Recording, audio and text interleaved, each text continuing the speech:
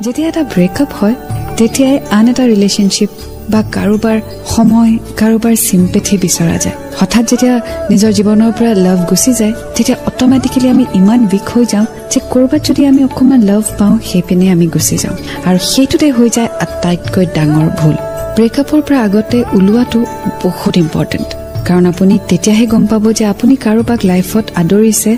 as a need or because you want মানে আপুনি প্ৰয়োজনৰ বাবে কাৰোবাক নিজৰ জীৱনত আঁকোৱালি লৈছে নে আপুনি বিচাৰিছে বাবে কাৰোবাক আঁকোৱালি লৈছে যদি প্ৰয়োজনৰ বাবে আপুনি আঁকোৱালি লৈছে তেতিয়াহ'লে সেই ৰিলেশ্যনশ্বিপত বহুত প্ৰব্লেমছ আহে বা যদি আপুনি কাৰোবাক বিচাৰিছে আৰু তেওঁ আপোনাৰ জীৱনলৈ আহিছে তেতিয়াহ'লে সেই ৰিলেশ্যনশ্বিপটো সুইট চিম্পল আৰু কোনো ধৰণৰ কমপ্লিকেশ্যনছ নাথাকে চ' সেইকাৰণে ব্ৰেকআপ হোৱাৰ পিছত অকণমান নিজকে সময় দিব ঘৰ ধৰ কৰি আন এটা ৰিলেশ্যনশ্বিপত সোমাই নাযাব if you need someone don't get into a relationship if you really want